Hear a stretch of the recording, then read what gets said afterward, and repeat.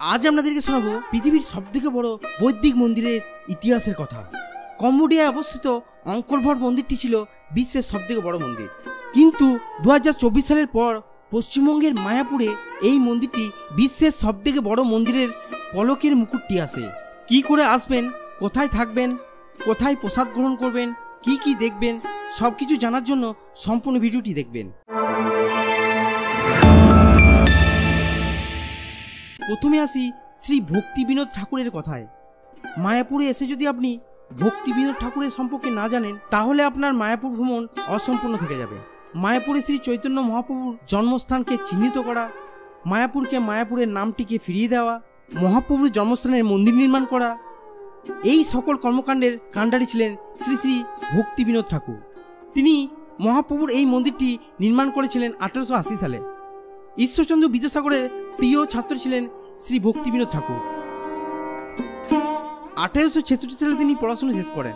পড়াশোনা শেষ করেই ব্রিটিশ শাসনের বিচার বিভাগের ডেপুটি ম্যাজিস্ট্রেট পদ লাভ করেন।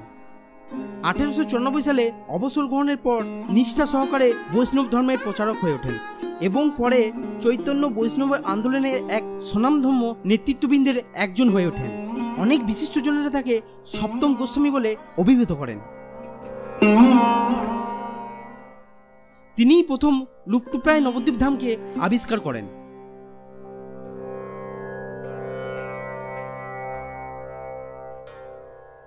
আচার্য ভক্তি সিদ্ধান্ত সরস্বতী ছিলেন ভক্তি বিনোদ ঠাকুরের পুত্র। তিনি ছিলেন গৌড়ীয় মঠের প্রতিষ্ঠাতা। শ্রী ভক্তি বিনোদ ঠাকুরের পুত্র ভক্তি সিদ্ধান্ত সরস্বতী ছিলেন ইস্কনের প্রতিষ্ঠাতা শ্রীল প্রভুপাদের দীক্ষাগুরু।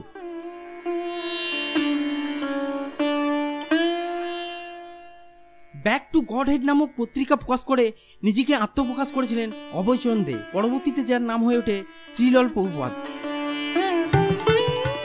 জীবনের পরবর্তী পর্বে তিনি পরিব্রাজক বৈষ্ণব সন্ন্যাসী হয়ে ওঠেন।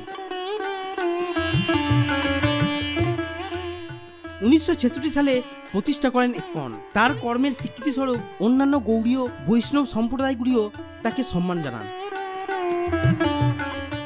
এবং শ্রীল প্রভুপাদের নামে আখ্যায়িত করেন। পরে তিনি ইস্কনের হেড অফিস স্থাপিত করেন মায়াপুরে। তিনিই প্রথম শ্রীমদ্ ভগবত গীতা গ্রন্থটিকে ইংরেজিতে অনুবাদ করেন।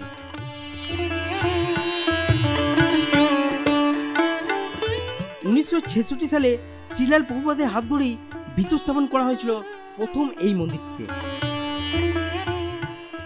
এই মন্দিরের নির্মাণ শুরু হয় 2009 সালে। 3 গম্বুজ বিশিষ্ট এই মন্দিরটি। এই মন্দিরের উচ্চতা হলো 113 মিটার।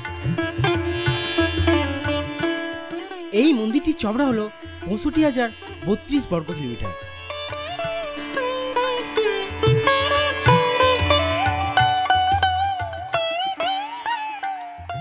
প্রায় 4 লক্ষ স্কয়ার ফিটে জায়গা তৈরি হয়েছে এই মন্দিরটি।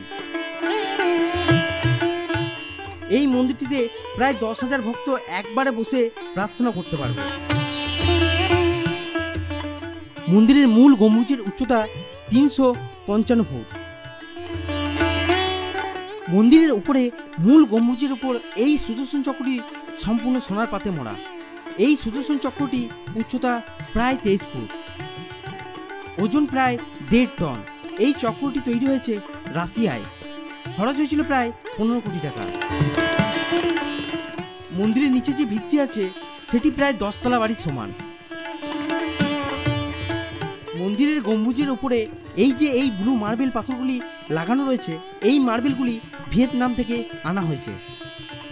এই মন্দির নির্মাণ করতে প্রায় খরচা হবে আনুমানিক 1000 কোটি টাকা।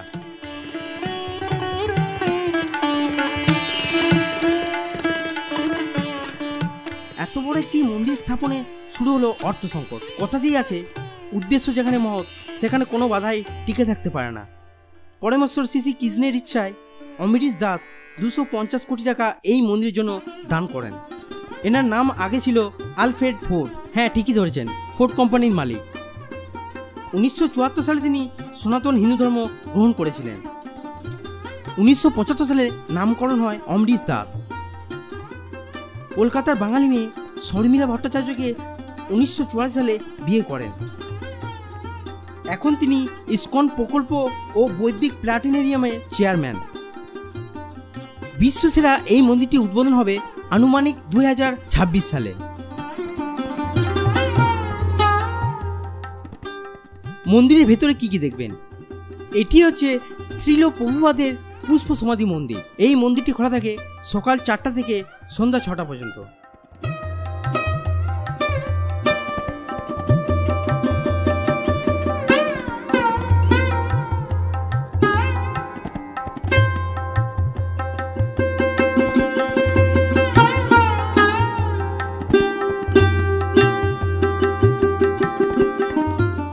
এটি হচ্ছে এখন মূল মন্দির। এই মন্দিরের মধ্যে রাধাকৃষ্ণ, নরসিংহ ও পঞ্চতন্ত্রের বিগ্রহ পূজিত হন।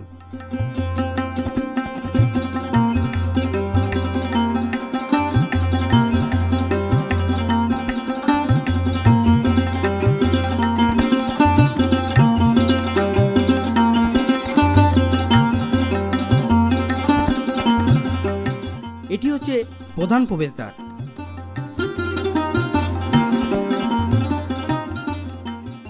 এটি হচ্ছে গোশালা।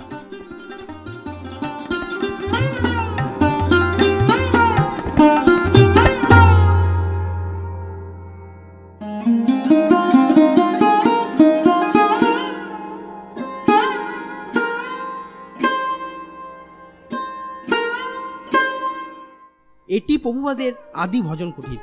এই কুটিরে 24 ঘন্টা হরিনাম সংকীর্তন হয়। হরে কৃষ্ণ কৃষ্ণ কৃষ্ণ হরে হরে। এটি নতুন মন্দির। এই মন্দিরটি মূল আকর্ষণের কেন্দ্রবিন্দু। মন্দিরটিতে এখনো কাজ চলছে। মন্দিরটি এখন অসম্পূর্ণ থাকায় কিছু টাইমের জন্য খোলা হয়। মন্দিরটিতে দুটি সময় প্রবেশ করা যায়, 12টায় একবার এবং বিকেল 5টায় একবার। 50 টাকা অনুদান দিয়ে মন্দিরে প্রবেশ করতে হয়। মন চাইলে মন্দির তৈরির জন্য অনুদানের সংখ্যাটা একটু বেশি দিতে পারেন। অনুদানের সময় আপনাকে একটি অনুদানপত্র দেওয়া হবে। এই জায়গাটি নরসিংহের বিগ্রহ রাখার স্থান। এই জায়গাটিতে রাধাকৃষ্ণের বিগ্রহ স্থানান্তরিত করে রাখা হবে। এই মন্দিরটি উদ্বোধন হবে আনুমানিক 2026 সালে।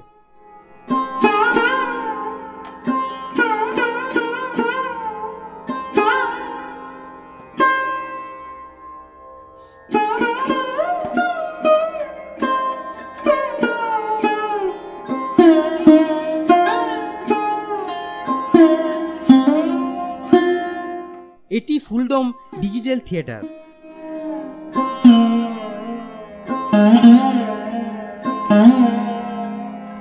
কি করে আসবেন? কলকাতা থেকে যারা আসতে চাইছেন তারা নবদ্বীপগামী বা কাটোয়া লোকাল ধরে চলে আসুন নবদ্বীপে। নবদ্বীপে হুলোরঘাট পেরিয়ে চলে আসুন মায়াপুরে। কলকাতা থেকে যারা বাসে আসতে চাইছেন তারা কৃষ্ণনগরে বাস ধরে চলে আসুন কৃষ্ণনগরে। আর কৃষ্ণনগর থেকে টোটো বা অটো ধরে চলে আসুন মায়াপুরে। যারা দুর্গাপুর, আসানসোল বা বর্ধমান থেকে আসতে চাইছেন তারা ট্রেনে হাওড়াগামী ট্রেন ধরে চলে আসুন ব্যান্ডেল স্টেশনে।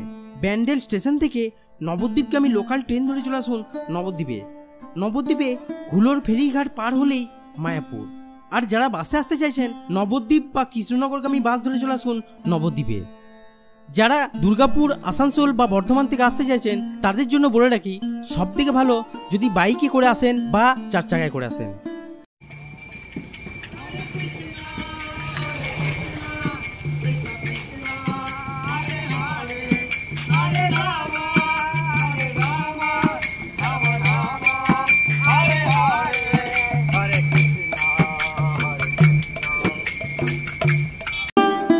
কোথায় থাকবেন? মায়াপুর এলে অবশ্যই চেষ্টা করবেন ইসকনের নিজস্ব গেস্ট হাউসে থাকার, যেমন গদা ভবন, চক্র ভবন,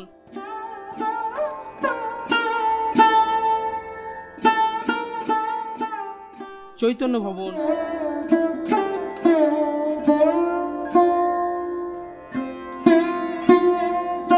গীতা ভবন,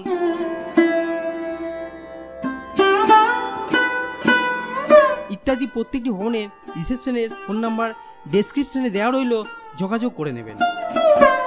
পারলে অনলাইন ওয়েবসাইট খুলেই দেখে নিতে পারেন, তারও লিঙ্ক দেওয়া রইল। বাজেট যাদের কম আছে তারা নিত্যানন্দ কুটিরে থাকতে পারেন। এই নিত্যানন্দ কুটিরে 200 টাকায় 4 জন থাকা যায়। সকালে প্রবেশ করেই গদা ভবনে প্রথমে খাবারের কুপনটি কেটে নেবেন। কুপনের মূল্য 50 থেকে 100 টাকা। গীতা ভবনে যদি রুম বুকিং করেন তাহলে গীতা ভবনের নিচেই প্রসাদ গ্রহণের সুবিধা আছে। মায়াপুর গেলে কি কি করবেন না? মায়াপুরে আসা মাত্রই প্রধান প্রবেশদ্বারের বাইরের হোটেলে থাকার জন্য অনেকজন অনেক কিছু প্রলোভন দেবে। তাদের চালে পা না দিয়ে ভেতরে কোনো একটি ভবনে রুম বুকিং করবেন। মন্দির চত্বরের বাইরে কেনাকাটা করার সময় দাম দর অবশ্যই করে নেবেন। মন্দির চত্বরের বাইরে খাবার খাবেন না, নিতান্তই খেতে হলে দাম জিজ্ঞেস করে খাবেন। মন্দির চত্বরে বা তার আশেপাশে নেশা জাতীয় কোনো দ্রব্য নিয়ে যাবেন না। মন্দির চত্বরের ভেতরে ভুলেও ধূমপান করবেন না। মন্দির চত্বরে বা তার বাইরে যে কোনো জায়গায় টয়লেট করা বা থুতু ফেলবেন না। নির্দিষ্ট কোনো এক জায়গায় বাথরুম করুন, কারণ এটি শ্রী চৈতন্যদেব মহাপ্রভুর জন্মস্থান। নবদ্বীপ বা মায়াপুর এলে অলিতে গলিতে প্রচুর মন্দির আছে।